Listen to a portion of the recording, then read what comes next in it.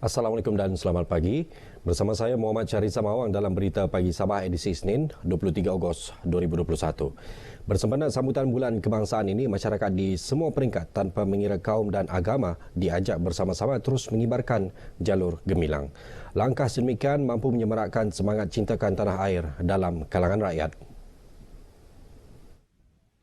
Menurut Pembantu Menteri Kewangan Datuk Nizam Abu Bakar Titingan, meskipun sambutan kali ini tidak sehebat seperti tahun-tahun sebelumnya berikutan pandemik, namun usaha menyemarak semangat patriotik dalam kalangan rakyat perlu terus disemai, khususnya dalam kalangan generasi muda.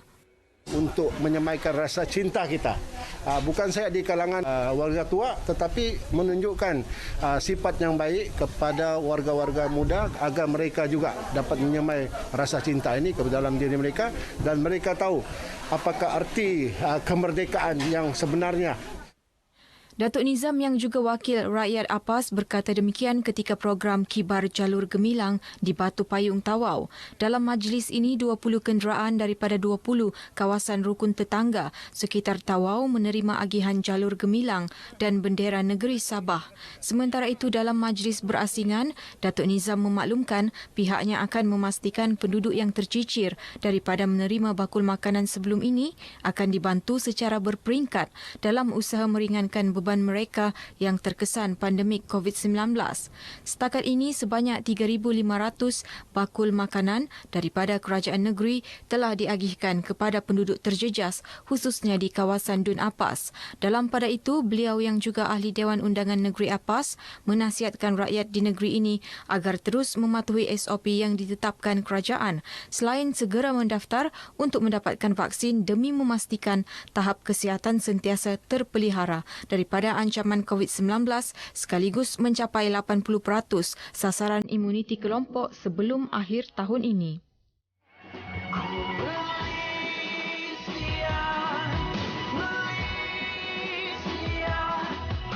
Selamat menyambut Hari Kebangsaan tahun 2021. Patuhi SOP, stay safe dan jangan lupa ambil vaksin. Vaksin selamat untuk anda. Selamat menyambut Hari Kebangsaan. Harapan saya agar kita sebagai rakyat Malaysia menjaga perpaduan kita, menjaga keharmonian, hormat menghormati antara satu sama lain, sebab dengan menjaga perpaduan, hormat antara satu sama lain, inilah punca keamanan kita, keselamatan kita.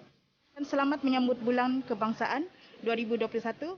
Terus jaga SOP, lindung diri, lindung semua, Malaysia prihatin.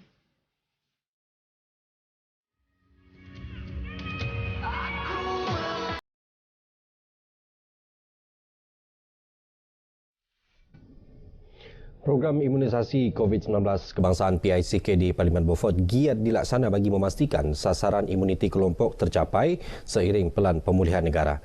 Setakat ini, 74% penduduk lengkap 2 dos vaksin COVID-19, manakala 95% lagi sudah menerima suntikan dos pertama. Ahli Parlimen Beaufort Dato' Aziza Muhammad Dun berkata kejayaan PICK di kawasan Parlimen Beaufort merupakan hasil kerjasama semua pihak, khususnya Kementerian Kesihatan, wakil rakyat, pegawai daerah dan penduduk setempat. Tidak lama lagi kita akan capai herd immunity. Parlimen Beaufort ini merupakan yang tertinggi di negeri Sabah. Alhamdulillah. Ini semua adalah hasil kerjasama semua pihak. Wakil-wakil rakyat, pegawai daerah, KKM dan juga masyarakat kampung, pemimpin-pemimpin kampung yang bekerja sama untuk memastikan rakyat keluar untuk mendapat vaksinasi. Beliau berkata demikian kepada RTM selepas menyampaikan sumbangan bakul makanan, pemulih dan penyerahan jalur gemilang dan bendera Sabah sempena sambutan Bulan Kebangsaan di Kuala Penyu. Dalam pada itu, Dato' Aziza memaklumkan agihan bakul makanan di Parlimen Beaufort sudah mencapai 85%. 2,100 penduduk dalam 5 lokaliti Perintah Kawalan Pergerakan diperketat PKPD di Beaufort menerima suntikan vaksin yang dilaksanakan Petugas Khas Imunisasi COVID-19 CITF daerah Beaufort. Jumlah berkenaan meliputi 40% penduduk tempatan, manakala 60% bukan warga negara. Ketua Penyelaras Pusat Pemberian Vaksin PPV Beaufort, Dr. Rezwan Roger Bigulla berkata usaha itu yang dijalankan dengan kerjasama pelbagai agensi memperlihat kesan positif, ia khususnya terhadap pengurangan jumlah kawasan PKPD di daerah ini.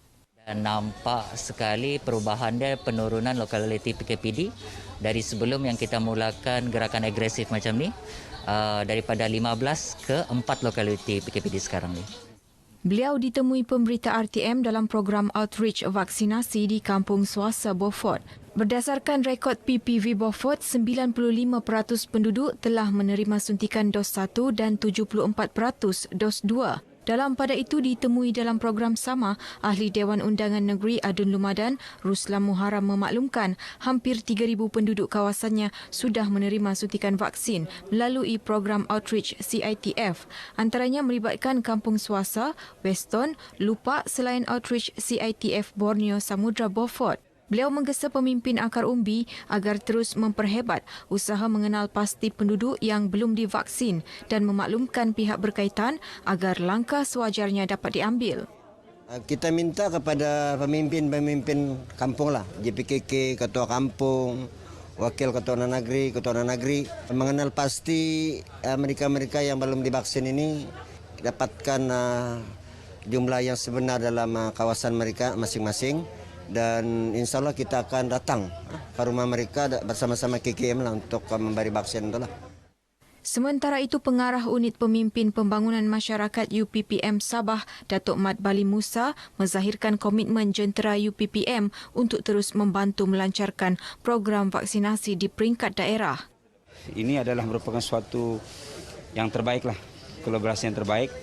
Contohnya ada yang tercicir barangkali, JPK akan memastikan mendapatkan senarai dan memaklumkan kepada pimpinan kita, terutama sekali pejabat daerah, agensi yang terlibat, KKM dan sebagainya, dan untuk mereka yang mendapatkan vaksin lah.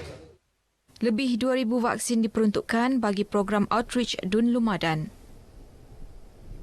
100 bakul makanan dan 300 naskah Al-Quran disumbangkan Jabatan Kemajuan Islam Malaysia JAKIM Cawangan Sabah kepada petugas Barisan Hadapan, surau-surau sekolah sekitar membakut serta penerima vaksin. Sumbangan disampaikan Menteri Tugas-Tugas Khas Datuk Muhammad Arifin Muhammad Arif sempena program menyantuni petugas Barisan Hadapan Pusat Pemberian Vaksin PPV dan penyerahan bakul makanan di Dewan Terbuka Pekan Membakut. Salah satu penghargaan, pengiktirafan dan kebersamaan pihak JAKIM yang juga melibatkan agensi-agensi agama yang lain sebagai tanda kebersamaan majlis atau jabatan yang berhubung dengan agama terhadap perjuangan pengorbanan pihak Barisan Hadapan. Pengarah JAKIM Haji Nur Jeli Dais turut melahirkan rasa syukur kerana mampu memberi sumbangan serta sokongan kepada Barisan Hadapan yang bertugas di PPV daerah Membakut. Kita juga menyediakan bekalan makan bermasak kepada petugas PPB dan juga frontliner sebelum ini.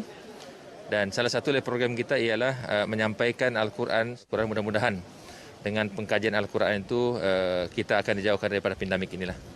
Sumbangan sama turut diserahkan kepada petugas Barisan Hadapan di PPV di Kota Kinabalu, Wisma Wanita dan PPV Mini Putrajaya. Beralih kepada perkembangan COVID-19, Sabah mencatat 2,638 kes jangkitan baru COVID-19 malam dengan penurunan sebanyak 13 kes. Daripada jumlah tersebut, 1,640 disumbangkan kontak rapat, 611 kes melalui saringan bergejala dan 139 kluster sedia ada. Kita ikuti statistik terkini kes COVID-19 mengikut daerah dan kadar vaksinasi bagi Sabah.